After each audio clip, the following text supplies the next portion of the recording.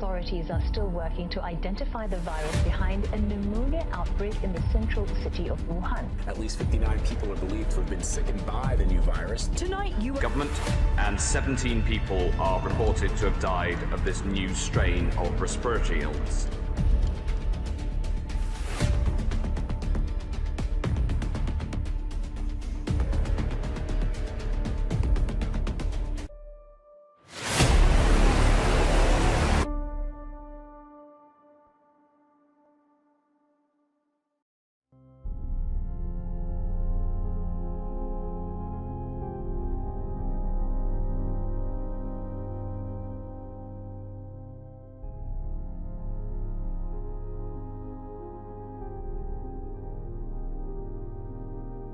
On 11th March 2020, the WHO has confirmed their fears. COVID-19 has been declared a pandemic. The coronavirus pandemic is a disaster to mankind. Its spread seems uncontrollable and death toll is on the rise. Despite our powers, our riches, we remain helpless to combat the pain and the loss caused by the virus attack.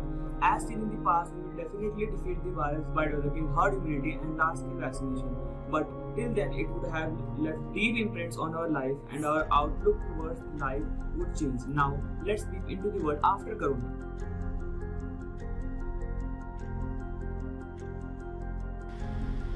Throughout the pandemic, many individuals found themselves living with a perpetual sense of uncertainty, which is associated with outcomes ranging from negative psychological well-being to elevated blood pressure.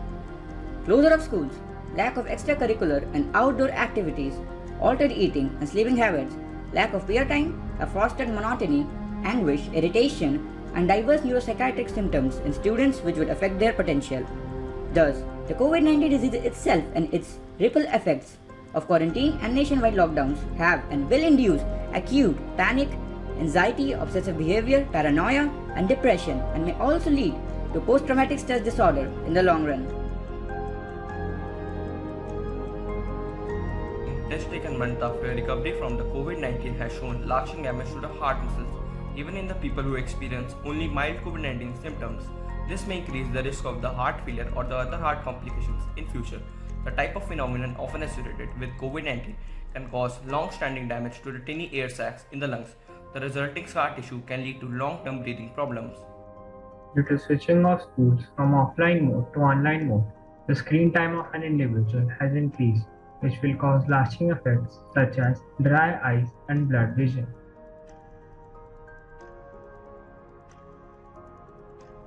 Countries emerge from the immediate health crisis and restart their economies, change working practices, attitude towards traveling, commuting and consumption, will change employment prospects. Already the International Labour Organization has identified that the SME and informal sectors will have difficulty in sustaining and recovering businesses. Getting back to a pre-COVID-19 growth phase is likely to be a long and difficult task, at least until there is an effective health crisis exit strategy that involves a combination of widely available vaccine and therapeutic drugs. Not all those who have been laid off will return to work, and businesses will likely use fewer employees in the future. The challenge to return to the new normal is therefore as much psychological as economic choice.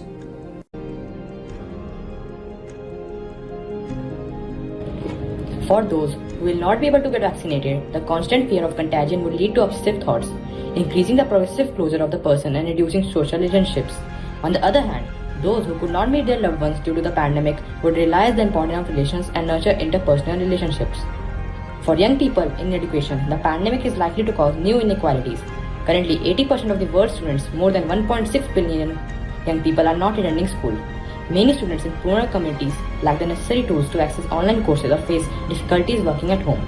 The consequences of these educational inequalities, especially for girls and young women, will disadvantage them in labor markets and further aggravate inequality. As well as the challenges faced by some families, there were also advantages like more family time, improving children's digital skills, allowing them to learn at their own pace, and engaging them in real-life problems, including their parents' world of work.